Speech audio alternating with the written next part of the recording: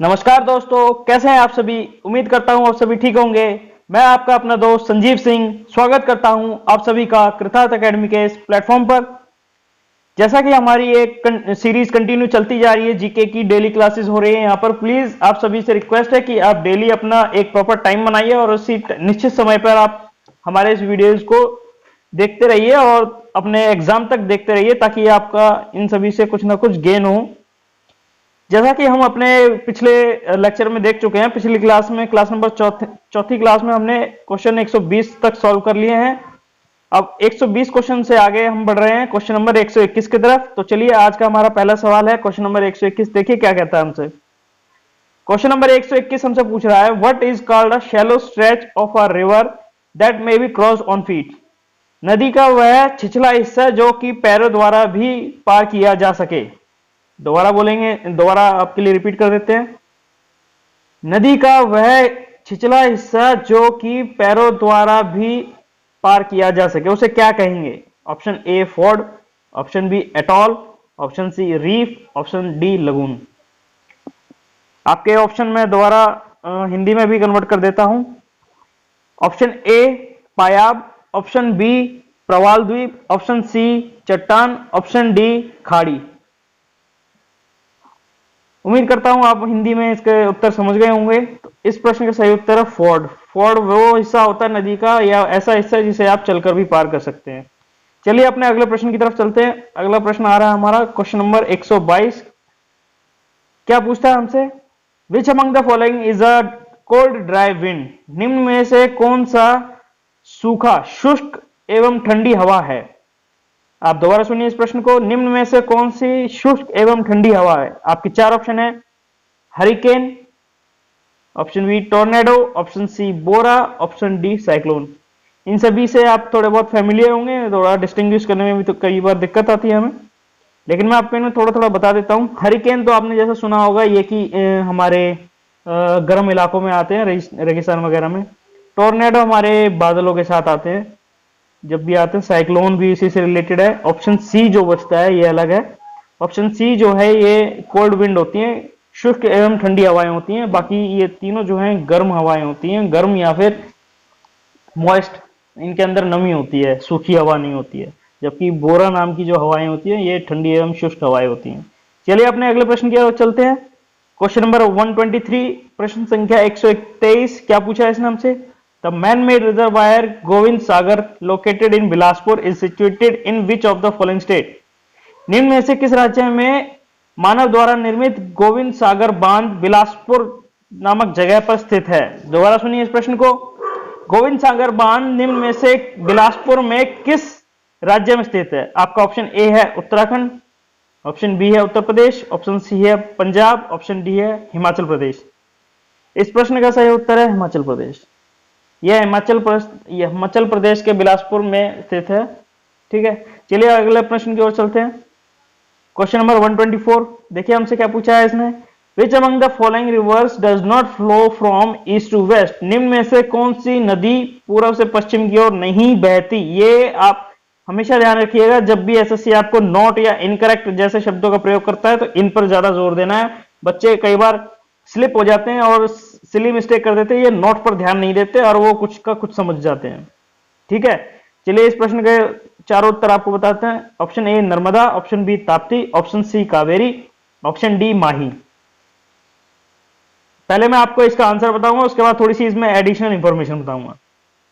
देखिए जो option A, B और डी हैं, ये तीनों नदियां जो हैं हमारी ईस्ट टू वेस्ट फ्लो होती हैं, जबकि कावेरी नदी जो है ये हमारी वेस्ट टू ईस्ट फ्लो होती है। चलिए आपकी थोड़ी सी इंफॉर्मेशन इसमें ऐड करता हूं। जो हमारा भारत है, हमारा कंट्री में थोड़ी सी इसमें मैप शो करूंगा अगर कर पाया तो। ये कुछ इस तरीके से मान लीजिए, ये हमारी कंट्री है। ठीक है, थोड़ी गड़बड़ सी होगी, दोबारा बना देते हैं इसको। थोड़ा हम ट्राइंगल से बना लेते हैं, ठीक है, ताकि आपको क्लियर समझ में आ जाए। ठीक है, ये कुछ है, ये मेरा साउथ का हिस्सा है। ठीक है, ये हमारा ईस्ट है, ये हमारा वेस्ट है।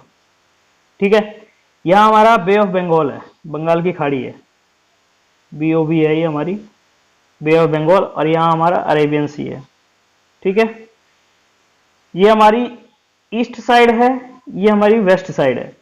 जितनी भी नदियां यहां आके गिरेंगी, ये पश्चिम बंगाल में आके जो गिरती हैं, जितनी भी नदियां पश्चिम बंगाल की खाड़ी में जितनी भी गिरती हैं, ये हमारी ईस्ट फ्लोइंग रिवर्स होती हैं, जो कि वेस्ट टू ईस्ट फ्लो करती हैं। दोबारा सुनिए इस प्रश्न को। ये हमारी ऐसी नदियां हैं जो कि बंगाल की खाड़ी में आकर गिरती हैं, जो कि वेस्ट टू ईस्ट फ्लो करती हैं। ठीक है, वही हमारी तरफ जो वेस्ट में गिरने वाली अरब सागर में जो मिल जाती हैं, जो नदियां अरब सागर में गिरती हैं, वो हमारी ईस्ट टू वेस्ट वाली नदी कहलाती हैं। ठीक है, तो इस प्रश्न में हमसे पूछा गया था कि बताइए ईस्ट टू वेस्ट, यानी कि वेस्ट, आप सेकंड शब्द को पकड़िए, वेस्ट टू का मतलब कहां को जा रही है, ये पश्चिम की ओर जा रही है। पश्चिम में हमारा क्या है, अरब सागर है। पश्चिम में हमारा क्या है, अरब सागर। अब अरब सागर में गिरने वाली नदियां कौन सी नहीं हैं? ठीक है, इसने पूछा है हमसे नॉट, अरब सागर में गिरने वाली नदी कौन सी नहीं है। आपके ऑप्शन ए जो नर्मदा है, ये आपका अरब सागर में गिरती है, ताप्ती भी आपकी अरब सागर में गिरती है, माही भी आपकी गिरती है, जबकि कावेरी आपकी बंगाल की खाड़ी में गिरती है, जो कि ईस्ट में है। तो उम्मीद करता हूं आपको ये चीज थोड़ी बहुत समझ में आई होगी, थोड़ा बहुत कॉन्सेप्ट समझ में आया होगा। थोड़े से एफर्ट्स आप अपनी तरफ से लगाइए, तो प्लीज ये इस तरह के कॉन्सेप्ट आपसे गलत नहीं होंगे, और थोड़ा कॉन्सेप्चुअल ही थोड़ा पढ़ा कीजिए। ये ना कि मैं पढ़ा दूं सिर्फ उतना ही, थोड़ा सा अपनी तरफ से कॉन्सेप्चुअल भी पढ़ा कीजिए, थोड़ा बहुत कॉन्सेप्ट को देखा कीजिए। चलिए अपने अगले प्रश्न की ओर चलते हैं। प्रश्न संख्या 125, क्वेश्चन नंबर 125 हम स्किप करेंगे। ये पास्ट है, जो कि करंट अफेयर से रिलेटेड है, जो कि अभी करंट कुछ चल नहीं रहा है। चलिए अपने अगले प्रश्न की ओर चलते हैं। क्वेश्चन संख्या 126, ये हमसे क्या पूछता है, which of the following is a multi level global campaign to spread awareness about the importance of the girls education. बालिका शिक्षा हेतु वैश्विक तौर पर किस प्रकार की जागरूकता का अभियान चलाया गया है। दोबारा बताते हैं, वैश्विक स्तर पर बालिका की शिक्षा हेतु, लड़कियों की शिक्षा हेतु किस प्रकार का जागरूकता अभियान चलाया गया है। ऑप्शन ए है आपका गर्ल्स राइजिंग, ऑप्शन बी है most important part of our life girls, option C है save girls save educate girls, option D है एजुकेशन ऑफ गर्ल्स। देखिए इस प्रश्न का सही उत्तर है save girls and educate girls. जैसा आपने हरियाणा सरकार की ओर से सुना होगा, सबसे पहला नारा जो दिया, और वही हमारे भारत का भी नारा है, बेटी बचाओ बेटी पढ़ाओ, वही सेम वही है ये, और कुछ नहीं है। बेटी की जगह इन्होंने गर्ल्स लिख दिया, सेव गर्ल्स एजुकेट गर्ल्स। ये वैश्विक तौर पर चलाया जाने वाला अभियान है। चलिए अगले प्रश्न की ओर चलते हैं। हमारा प्रश्न संख्या 127, क्वेश्चन नंबर 127। देखिए हमसे क्या पूछता है ये, इसने हमसे पूछा है a better India a better world is written by. किताब अच्छा भारत और अच्छा विश्व किसके द्वारा लिखी गई है। ऑप्शन ए है अरुण जेटली, ऑप्शन बी है आमिर हुसैन, ऑप्शन सी है एनआर नारायण मूर्ति, ऑप्शन डी है सी राजा मोहन। देखिए इस प्रश्न का सही उत्तर है एनआर नारायण मूर्ति। ठीक है, चलिए हम अपने अगले प्रश्न की ओर चलते हैं। मैं इसमें थोड़ा सा बता दूं आपको कि बार बार आपको ये कह रहा हूं कि कोई ना कोई किताब से रिलेटेड एक प्रश्न जरूर पूछेगा, एक प्रश्न आपका किताब से रिलेटेड जरूर आएगा। इसलिए किताबें तो जितना हो सके पढ़ सकें उतना इनके नाम रख लीजिए या दिमाग में रख लीजिए जितना हो सके, ज्यादातर वो जो कि रिपीट हो रही हैं, और जो रिपीट हो रही हैं वो आपको मैं करा ही रहा हूं। चलिए अपने अगले क्वेश्चन की तरफ चलते हैं। अगला प्रश्न हमसे क्या पूछा है, प्रश्न संख्या 128, क्वेश्चन नंबर 128, ये हमसे क्या पूछता है। क्वेश्चन नंबर 128 इसने हमसे पूछा है which neighbouring country of India measures prosperity by gauging its citizens happiness level.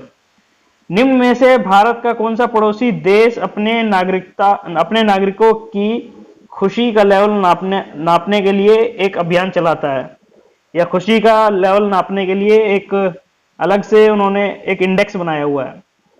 आपके चार ऑप्शन है, A Pakistan, option B Nepal, option C Sri Lanka, option D Bhutan. देखिए इस प्रश्न का सही उत्तर है ऑप्शन डी भूटान। भूटान में क्या है, आज भी वहां राजा महाराजा होते हैं, वहां के आज भी राजा होते हैं उधर भूटान में। यह अभियान काफी पुराना है, और वहां पर अपने नागरिकों की खुशी को नापने के लिए एक इंडेक्स, साल में एक बार एक प्रोग्राम होता है, और वहां पर पूरे देश की हैप्पीनेस इंडेक्स को नापा जाता है। चलिए हम अपने अगले प्रश्न की ओर बढ़ते हैं। प्रश्न संख्या 129, क्वेश्चन नंबर 129। देखिए इसने हमसे क्या पूछा है। Which country will host the summer Olympic 2020? निम्न में से कौन सा देश ओलंपिक 2020, जो इस वर्ष होने वाले ओलंपिक थे, जो कि अभी तो स्थगित कर दिए गए हैं, अब पता नहीं कब होंगे, देखते हैं कब होंगे, बट हमें पता है जो हमारे जितने भी अभी एग्जाम चल रहे थे ये कोरोना की वजह से पोस्टपोन्ड हुए हैं। इसका मतलब ये प्रश्न हमसे बनता है और ये हमसे पूछ सकता है, क्योंकि क्वेश्चन पेपर तो एक बार बन चुका है, उसके बाद उसमें कोई बदलाव हुए नहीं है। जो एग्जाम चल रहे थे वो सिर्फ आगे पोस्टपोन्ड हुए हैं। इसका मतलब क्वेश्चन पेपर तो ऑलरेडी बना हुआ है और वो चेंज होना नहीं है, तो उसमें ये क्वेश्चन आपको हो सकता है मिल जाए किसी भी शिफ्ट के अंदर। देखिए इसने क्या पूछा है कि 2020 में ओलंपिक, समर ओलंपिक ग्रीष्म ओलंपिक होने वाले थे, वो कौन से कंट्री में होने वाले थे, कौन सा कंट्री इसकी मेजबानी करने वाला था। आपके चार ऑप्शन है। Option A Qatar, option B Tokyo, option C Rome, option D Jakarta. देखिए इस प्रश्न का सही उत्तर है टोक्यो। टोक्यो जापान की राजधानी है। और जैसा कि मैंने आपको बताया था कि मैं आपको जब भी कंट्री या स्टेट का नाम आएगा तो उनसे रिलेटेड कुछ चीजें बताऊंगा। टोक्यो जो है जापान की राजधानी है। एक क्वेश्चन तो ये हो गया। करेंसी आपसे पूछेगा तो करेंसी आपकी टोक्यो की है येन। अब इसी के अंदर जो एसएससी आने वाले शिफ्टों में प्रश्न पूछ सकता है, मैं वो भी क्वेश्चन बताऊंगा। एसएससी पूछ सकता है आपसे 2024 में 2024 में होने वाले समर ओलंपिक की मेजबानी कौन सा देश करेगा 2024 में। ठीक है, 2024 में जो ओलंपिक होंगे वो होंगे पेरिस में। उनका नाम है Paris Olympic, Paris summer Olympic 2024, जो कि वो है कैपिटल है फ्रांस की। ठीक है, और जबकि फ्रांस की जो करेंसी है आपकी, वहां जो करेंसी चलती है वो चलता है यूरो। देखिए जितने भी यूरोपियन संघ के देश हैं उन सभी में ज्यादातर जितनी भी आपकी करेंसी चलती है वो यूरो चलती है। चलिए हम अपने अगले प्रश्न की ओर चलते हैं। प्रश्न संख्या 130, क्वेश्चन नंबर 130। देखिए इसने हमसे क्या पूछा है। In which communication mode data can be transmitted in both direction at the same time? निम्न में से संचार के माध्यम में डाटा का ट्रांसमिशन, डाटा का ट्रांसफर जो है एक ही समय पे दोनों दिशाओं में किस में होता है। दोबारा सुन लीजिए। निम्न में से डाटा का ट्रांसफर कम्युनिकेशन मोड के अंदर दोनों दिशाओं में कैसे होता है। इस दिशा में भी हो और इस दिशा में भी हो। इनमें से किस में होता है। ऑप्शन ए है सिंप्लेक्स, ऑप्शन बी है फुल डुप्लेक्स, ऑप्शन सी है हाफ डुप्लेक्स, ऑप्शन डी है मल्टीप्लेक्स। इस प्रश्न का सही उत्तर है full duplex. Full duplex, duplex शब्द का ही मतलब होता है, डीयू का मतलब है दो, डुप्लेक्स का मतलब दो आयामी, दोनों तरफ से आने वाला भी और जाने वाला भी। इस मोड में, फुल डुप्लेक्स मोड में जो है हमारा जो डाटा ट्रांसमिशन होता है वो दोनों ही डायरेक्शन में होता है। चलते हैं अपने अगले प्रश्न की ओर। क्वेश्चन नंबर 131, प्रश्न संख्या 131। ये हमसे क्या पूछता है। The computer program that convert assembly language to machine language is called dash. Computer की वह भाषा जो कि असेंबली भाषा को मशीन की भाषा में परावर्तित करता है या कन्वर्ट करता है। इस प्रश्न के चार ऑप्शन है। चार ऑप्शन देखिए क्या है। Option A compiler, option B interpreter, option C assembler, option D comparator. ये तो देखिए टेक्निकल चीजें थोड़ी सी, और आप चाहे नॉन टेक्निकल बैकग्राउंड के हो चाहे टेक्निकल बैकग्राउंड के हो, ये क्वेश्चन आपको करने ही होंगे, कंपलसरी है। इसमें आप इफ देन नॉट की परंतु नहीं कर सकते। ठीक है, इस प्रश्न का सही उत्तर है असेंबलर। आप मोटा मोटा याद रख लीजिए, असेंबली लैंग्वेज को जो भी कन्वर्ट करेगा मशीन की भाषा में, असेंबली भाषा को कन्वर्ट करेगा जो मशीन की भाषा में, उसे हम असेंबलर कहेंगे। जबकि कंपाइलर से भी वो आपसे क्वेश्चन पूछ सकता है कंपाइलर क्या है, तो मैं बता दूं कंपाइलर जो है आपका हाई लेवल लैंग्वेज HLL को लो लेवल लैंग्वेज में कन्वर्ट करता है। ठीक है, जबकि इंटरप्रेटर जो है वो सभी प्रकार की चीजों को एग्जीक्यूट करता है। मतलब ये HLL को, हाई लेवल लैंग्वेज को लो लेवल लैंग्वेज में भी कर देता है।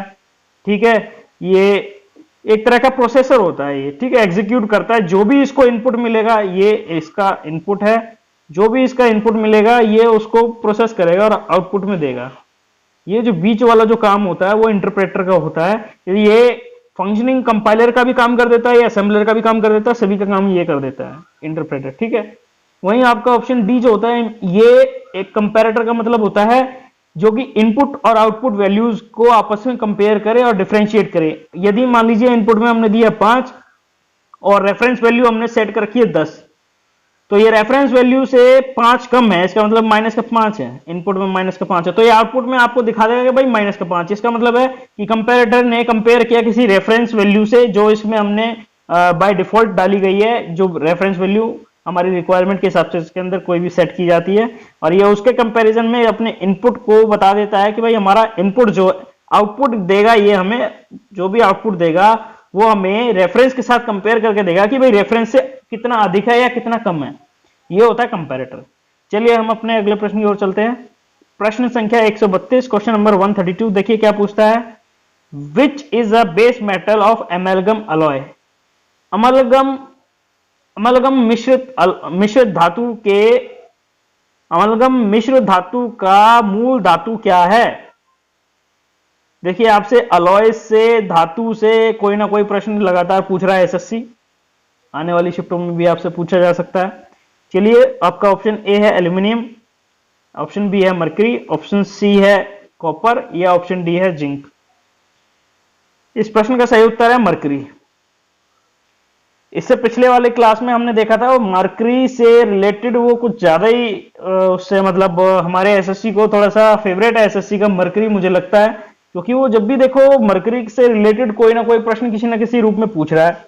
उसने पहले हमसे पूछा कि भाई बताइए ऐसा कौन सा धातु है जो रूम टेम्परेचर पे 20 डिग्री, पिछली क्लास में देखा 20 डिग्री टेम्परेचर पे, रूम टेम्परेचर पे कौन सा धातु है जो कि लिक्विड फॉर्म में पाया जाता है, ऑफकोर्स मरकरी। वो आपसे पूछ सकता है कि बताइए थर्मोमीटर के अंदर किस प्रकार का मेटल का प्रयोग किया जाता है, उसका आंसर भी मरकरी है। अब इसने हमसे एक प्रश्न और पूछा था पिछले क्लासेस के अंदर कि बताइए कि मरकरी का हमारा अस्यक मेन और क्या है, चीफ और। उसने हमसे पहली क्लास में हमने देखा था चीफ और पूछ लिया था, मरकरी का चीफ और क्या है, मरकरी का मुख्य अस्यक क्या है।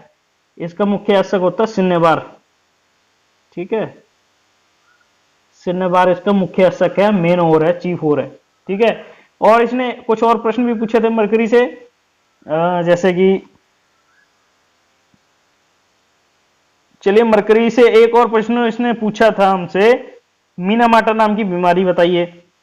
एक ये मीनामाटा नाम की कोई बीमारी है, जापान से चालू हुई थी, ठीक है, ये मीनामाटा। उस प्रश्न में हमसे पूछा गया था बताइए मीनामाटा जो बीमारी है वो किस धातु के संक्रमण से होती है। उसका भी उत्तर यही था मरकरी, ये मीनामाटा बीमारी मरकरी के संक्रमण से होती है। चलिए हम अपने अगले प्रश्न की ओर चलते हैं। प्रश्न संख्या 133, क्वेश्चन नंबर 133। देखिए क्या पूछता है हमसे, विच of the following is the structure of graphite. निम्न में से ग्रेफाइट की संरचना कैसी होती है। ऑप्शन ए रिजिड 3D सख्त 3 आयामी, ऑप्शन बी हेक्सागोनल षटकोणीय, ऑप्शन सी लाइक फुटबॉल की जैसी, option D no option is correct. निम्न में से कोई नहीं। आपका इस प्रश्न का सही उत्तर है ऑप्शन बी हेक्सागोनल, षटकोणीय। षटकोणीय तो आपको पता होगा, सहसे षटकोण आपने कभी पढ़ा होगा जब छोटे थे क्लासेस में, नर्सरी यूकेजी में, ये होता है षटकोणीय। यही एक कारण है, इसी संरचना की वजह से जो हमारा ग्रेफाइट होता है उसकी एक प्रॉपर्टी होती है स्लिपरी, चिकनाहट, एकदम वो चिकना चिकना होता है, स्लिपरी होता है। अगर उसे उंगलियों पर रखा जाए और उंगलियां आगे पीछे घुमाई जाए तो वो बहुत स्लिप करता है। इसीलिए ग्रेफाइट का इस्तेमाल हमारे कई जगह पर लुब्रिकेंट के तौर पर भी इस्तेमाल किया जाता है। मतलब जिस तरीके से मैं आपको ये बता रहा हूं कि एक एक प्रश्न से दूसरा प्रश्न जुड़ा है, या एक ही टॉपिक से हजारों तरह के क्वेश्चन बन सकते हैं। मैं आपको वही क्वेश्चन बताऊंगा जो एसएससी की चांसेस हैं वो आपसे पूछ सकता है, ठीक है। ग्रेफाइट का इस्तेमाल हो गया, कहां इस्तेमाल किया जाता है, एक प्रकार से ये लुब्रिकेंट के तौर पर भी इस्तेमाल हो सकता है। और बाकी यहां मेन कॉन्सेप्ट जो पूछ रहा है, यहां देखा गया है, ये कार्बन के विषय में पूछ रहा है। ग्रेफाइट जो है एक प्रकार का कार्बन का रूप है, और जो ये बाकी के 3 ऑप्शन है ए, सी और ए, बी, तीनों ही ऑप्शन जो कार्बन से रिलेटेड है, कार्बन की फॉर्म है। जबकि जो ऑप्शन ए है ये आपका पूछता है रिजिड 3D, इसका मतलब है सख्त 3 आयामी। ये हमारे डायमंड के लिए इस्तेमाल होता है। डायमंड का जो स्ट्रक्चर होता है, डायमंड की जो संरचना होती है वो रिजिड 3 डायमेंशनल होती है। इसीलिए उसकी जो प्रॉपर्टी है, देखिए जो एटॉमिक स्ट्रक्चरल जो होती है, परमाणु संरचना जो होती है, वो उसके गुणों में बदलाव के लिए जो मेन कारण जो होता है, किसी की भी प्रॉपर्टी के लिए जिम्मेदार जो होता है उसकी एटॉमिक स्ट्रक्चर होता है, यानी कि परमाणु संरचना ही उसकी सभी गुणों के लिए जिम्मेदार होती है।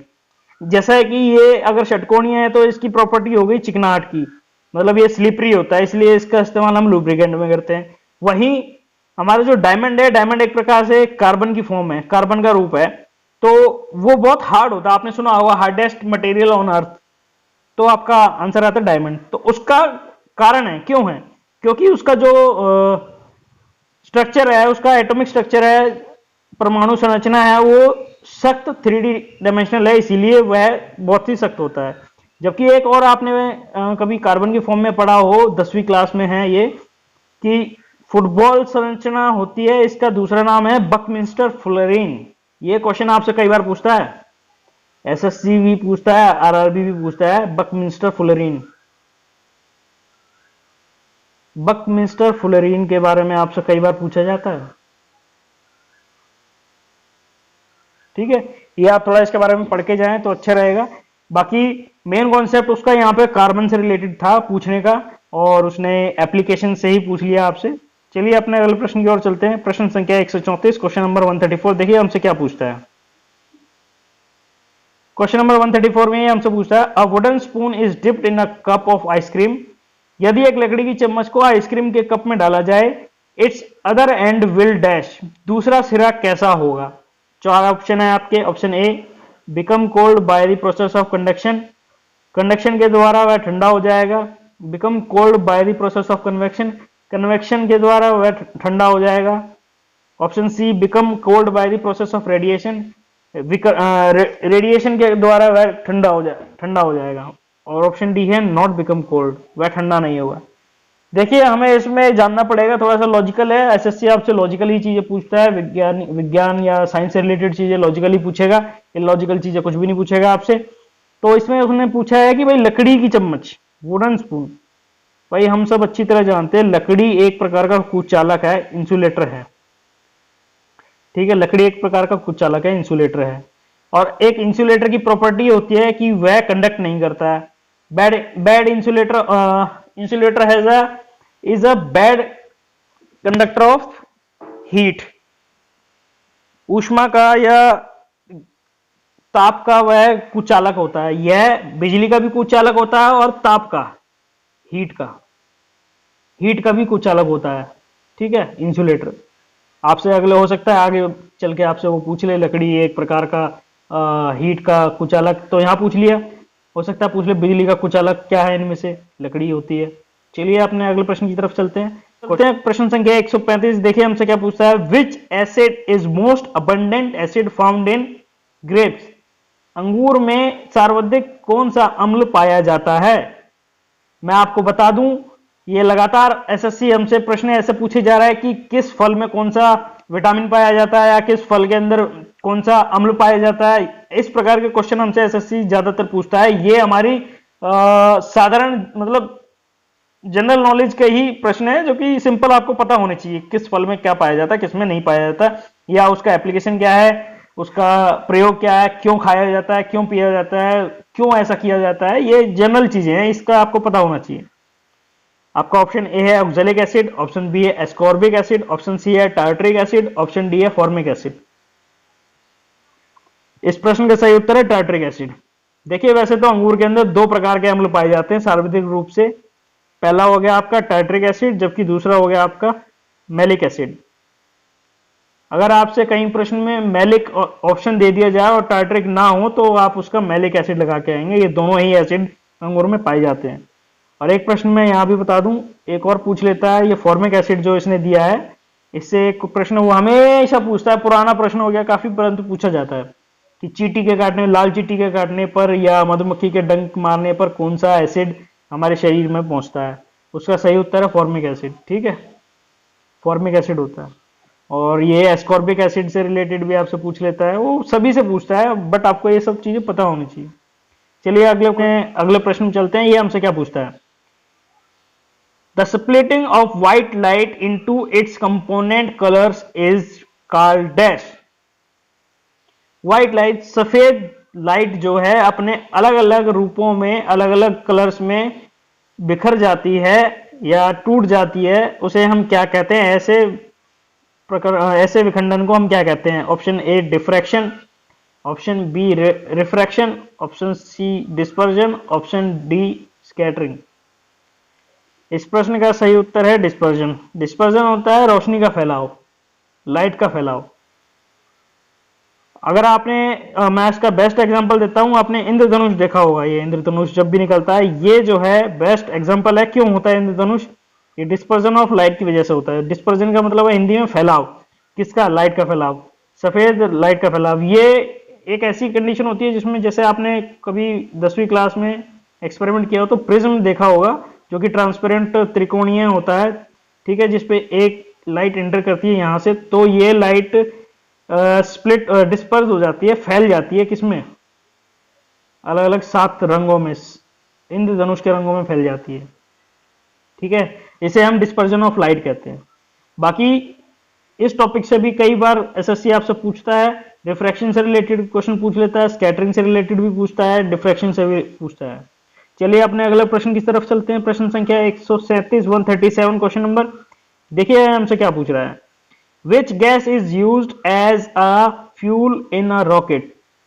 रॉकेट में इस्तेमाल होने वाला ईंधन, कौन सी गैस का इस्तेमाल रॉकेट में ईंधन के तौर पर किया जाता है? Option A radon, option B hydrogen, option C chlorine, option D nitrogen. देखिए इस प्रश्न का सही उत्तर है ऑप्शन बी हाइड्रोजन। मैं आपको एक छोटी सा चीज बता देता हूं। जब भी कोई भी एक फ्यूल की जब बात की जाती है, फ्यूल को जलाने के लिए किस किस चीज का इस्तेमाल किया जाता है? क्या क्या चीज होनी चाहिए? सबसे पहली होती है ऑक्सीजन, ठीक है। अगर आपके पास एक माचिस है और आप एक कूड़े का ढेर जलाना चाहते हैं, या मिट्टी के तेल में आग लगाना चाहते हैं, या पेट्रोल में आग लगाना चाहते हैं, तो आपको किन किन चीजों की आवश्यकता पड़ेगी? पहली तो आपको फ्यूल की आवश्यकता पड़ेगी। फ्यूल आपके पास वो क्या हो गया? उसमें फ्यूल क्या हो गया? उसमें फ्यूल हो गया आपके पास पेट्रोल या मिट्टी का तेल, जो भी है, ठीक है। वहीं जलाने के लिए किसकी आवश्यकता पड़ेगी? एक होता है इग्नाइटर, जलाने के लिए इग्नाइटर की आवश्यकता पड़ेगी। परंतु इन दोनों के बीच में कांटेक्ट कौन कराता है? इन दोनों के होने पर भी आग नहीं लगती है। क्यों नहीं लगेगी? यदि वहां पर ऑक्सीजन की मात्रा कम होगी, ऑक्सीजन नहीं होगी, तो वहां पे इग्नाइट नहीं होगा, कंबशन नहीं होगा। कंबशन के लिए, जलने के लिए, आग जलने के लिए जरूरी है कि वहां पे ऑक्सीजन का होना, ठीक है। ये तो एक छोटी सी कॉन्सेप्ट है, बट इसके अंदर मेरा रिलेटेड था कि हाइड्रोजन, लिक्विड हाइड्रोजन का इस्तेमाल किया जाता है रॉकेट में एज अ फ्यूल।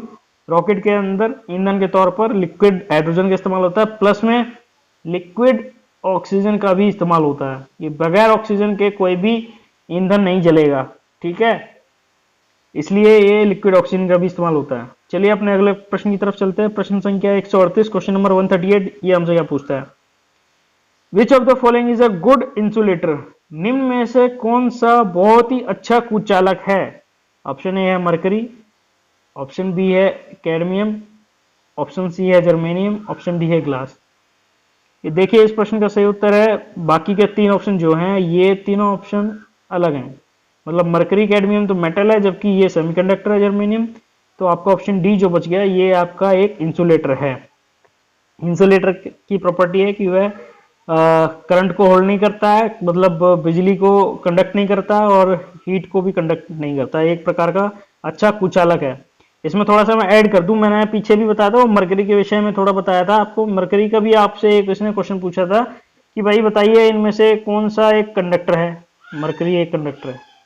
चलिए अपने अगले प्रश्न की ओर चलते हैं। प्रश्न संख्या 139 139। देखिए क्या पूछता है। Which is the most abundant vitamin found in carrot? गाजर में निम्न में से कौन सा विटामिन सर्वाधिक पाया जाता है? मैं आपको पहले भी, पिछले प्रश्न में भी ये बता चुका हूं, अब भी बता रहा हूं। विटामिन हो गए, फल सब्जियां हो गई, इनमें कौन सा विटामिन होता है, कौन सा प्रोटीन होता है, कौन सा एसिड होता है, किस चीज के काटने से क्या होता है, किसके चीज ना काटने से क्या होता है, ये सब जीके के क्वेश्चन है। खासकर ये जनरल साइंस है, जीएस है, इससे रिलेटेड आपसे प्रश्न पूछे जा रहे हैं, लगातार पूछेगा वो। विटामिन तो कहीं से छोड़ना नहीं है आपको, ठीक है। इस प्रश्न के 4 ऑप्शन है। विटामिन ए, ऑप्शन बी है विटामिन बी, ऑप्शन सी है विटामिन सी, ऑप्शन डी है विटामिन डी। इस क्वेश्चन का सही आंसर है आपका विटामिन ए। विटामिन ए से कल भी उन्होंने एक प्रश्न पूछा था हमसे, विटामिन ए से हम पूछा था, बताइए कि आंखों की बीमारी, मतलब आपने कभी सुना होगा कि गाजर खाने से आंखों की रोशनी तेज होती है। ठीक है जी, बिल्कुल सही बात है, गाजर खाने से आंखों की रोशनी तेज होती है। अब प्रश्न आता है कि आंखों की रोशनी में कमी क्यों होती है। जैसे हम बोल देते हैं, जैसे बीमारी होती है कि नाइट ब्लाइंडनेस की, रतौंधी। ठीक है, रतौंधी बीमारी जो होती है वो किस विटामिन की कमी से होती है, ये आपसे पूछ लेता है। वो होता है विटामिन ए की कमी से। एक प्रश्न और बनता है यहाँ पर, वो आपसे पूछ लेगा विटामिन ए का साइंटिफिक नेम बताइए। इसका सही उत्तर है रेटिनॉल। इसको मैं याद करा देता हूं आपको। आपने पढ़ा होगा आई के अंदर, आंख के अंदर रेटिना पे हमारी इमेज बनती है। ठीक है, तो ये याद कर लीजिए रेटिनॉल। रेटिनॉल का मतलब, रेटिना का मतलब है, रेटिना मतलब आंख से रिलेटेड। जब ये आपका आंख से रिलेटेड आ गया तो आंख क्या, गाजर, गाजर खाने से क्या होता है, आंख सही होती है। तो रेडी का मतलब आंख, आंख का मतलब गाजर, गाजर का मतलब विटामिन ए। इतना याद कर लेंगे, ये तीनों चीजें आपस में मिल जाएंगी। ठीक है, विटामिन ए को खाने से रेटिनॉल, विटामिन ए का मतलब रेटिनॉल, रेटिनॉल जो है हमारी आंख की रोशनी बढ़ाता है। चलिए अपने अगले प्रश्न की ओर चलते हैं, क्वेश्चन नंबर 140। देखिए आज का हमारा ये अंतिम प्रश्न है, और आज से हम जो भी है आगे की जितनी भी क्लासेस होगी, हम कोशिश यही करेंगे कि हम कम से कम समय में अधिक से अधिक गेन कर पाएं। और अब हमने प्रश्न, अपने क्वेश्चनों की संख्या घटा दी है। पहले हम एक दिन में 30 क्वेश्चन करते थे, अब हम क्वेश्चन खाली 20 करेंगे। वो कारण ये है कि हमारे कुछ व्यूवर्स हैं जो कि थोड़ा बोर फील करते हैं इतनी लंबी क्लास को लेकर, इसीलिए हमने उन व्यूवर्स के नजर ध्यान में रखते हुए अपने प्रश्नों की संख्या घटा दी है। वो जो हम 30 किया करते थे, अब वो प्रश्न संख्या हम 20 पर ही लेके आए हैं। ठीक है, अब हम आज से हम खाली 20 क्वेश्चन ही किया करेंगे। चलिए अगले प्रश्न था हमारा ये क्वेश्चन नंबर 140। 140 में हमसे क्या पूछता है, how are the rate of absorption of water through the roots can be increase. देखिए हिंदी में बताता हूं, पौधे, पेड़ पौधे जो होते हैं उनकी जड़ों द्वारा जो पानी को अवशोषित किया जाता है, उसकी दर, जल की एब्जॉर्प्शन की दर, जल सोखने की दर जो है वह कैसे बढ़ाई जा सकती है। पेड़ की, किसी भी पेड़ की जल अवशोषित करने की दर को कैसे बढ़ाया जा सकता है। आपका option A keeping the plant in the shade, पेड़ को छांव में रखकर। ऑप्शन बी है keeping the plant in the dim light, पेड़ को कम रोशनी में रख के। ऑप्शन सी है keeping the plant under the fan, पौधे को पंखे के नीचे रख के। ऑप्शन डी है covering the plants with a polythene bag, पौधे को पॉलिथीन बैग से, पन्नी से बांध कर। देखिए इसमें थोड़ा सा कॉन्सेप्ट है, वो मैं आपको बता दूंगा, बट आपका इससे पहले मैं इसका आंसर दे देता हूं। इस प्रश्न का सही उत्तर है ऑप्शन नंबर सी, पौधे को या पेड़ को पंखे के नीचे रखने से उसकी जो दर है, पानी सोखने की दर, वह बढ़ जाएगी। अब आप कह रहे होंगे ये कैसे सच हो सकता है, इसका मैं एक लॉजिकल रीजन बताऊंगा। देखिए होता क्या है, कोई भी पेड़ पौधा जो होता है, आपने मटका देखा है, मटका हमारा ठंडा कैसे करता है, पानी ठंडा कैसे करता है। जैसे जैसे मटके के बाहर जितनी हवा गर्म होगी या आसपास जितनी ज्यादा गर्मी होगी, मटका उतना ज्यादा ठंडा करेगा। क्या है उसके अंदर, एक प्रकार का इवापोरेशन हो जाता है, कि मतलब बाहर गर्मी हुई तो मटके के आसपास गर्मी होगी, तो मटके की मट्टी क्या करेगी, ये मटके के बाहर का पानी उड़ेगा हवा में। मटके की बाहर की सतह गर्म होगी, गर्म होगी तो अंदर का पानी बाहर की तरफ आएगा। तो इससे क्या है, पानी के अंदर जितनी भी गर्मी होगी वो बाहर इवापोरेट हो जाएगी और अंदर का पानी उतना ही ठंडा होगा। ये होता है मटका। सेम ऐसा ही एक प्रोसेस हमारा पौधों के अंदर, पौधों के अंदर क्या होता है, ट्रांसपिरेशन नाम का एक प्रोसेस होता है। ट्रांसपिरेशन एक ऐसा प्रोसेस है जिसमें पेड़ पौधे जो हैं अपने रूट्स के जरिए, अपनी जड़ों के जरिए पानी को अपने अलग अलग हिस्सों में पहुंचाते हैं। जहां जहां जैसी जैसी रिक्वायरमेंट होती है, पत्तियों को जो रिक्वायरमेंट होगी वो पानी उनके जरिए पहुंचेगा, तने को जितने पानी की जरूरत होगी वो उतना उसे पहुंचेगा, और किसी ब्रांच को जितनी जरूरत होगी वो उसको उतना पहुंचेगा, और हमारे फूल को जितनी जरूरत होगी उसको उतना पहुंचेगा, और हमारे फलों को जितनी जरूरत होगी उतना पहुंचेगा। हमारे इस प्रोसेस को हम कहते हैं ट्रांसपिरेशन। ठीक है, तो होता क्या है, यदि ये ट्रांसपिरेशन कैसे बढ़ सकता है, या तो हमारी तीव्रता जिस रोशनी में वो रखा गया है उसकी रोशनी बढ़ जाए, मतलब कि सूरज की रोशनी अधिक तेज रोशनी हो जाए तो हमारी ये दर बढ़ जाएगी। अगर गर्मी बढ़ जाएगी तो क्या होगा, ये दर बढ़ जाएगी हमारी, मतलब वो ज्यादा से ज्यादा पानी को एब्जॉर्ब करेगा। ऑप्शन में दिया नहीं, जबकि ऑप्शन में दिया है डिम लाइट, डिम लाइट में तो उसका कुछ भी नहीं होगा। ठीक है, जबकि जो ऑप्शन सी है पंखा चलाने से क्या होगा, ये ट्रांसपिरेशन की दर बढ़ जाती है। पंखा चलाने से क्या होगा, वो ठंडक महसूस करेगा, जैसे ही वो ठंडा महसूस करेगा तो वो पानी और एब्जॉर्ब करेगा, पानी एब्जॉर्ब करेगा तो वो अपने ये प्रोसेस जो है बढ़ जाएगा। ठीक है, चलिए ये दोस्तों इस वीडियो का अंत यहीं पर होता है। अगर आपको हमारी आज की क्लास अच्छी लगी हो तो प्लीज इसे लाइक कीजिए, दोस्तों के साथ शेयर कीजिए, और अगर हमारे चैनल पर पहली बार आए हो तो आप प्लीज इसे सब्सक्राइब कीजिए और बेल आइकन को दबाना ना भूलें। धन्यवाद, थैंक यू।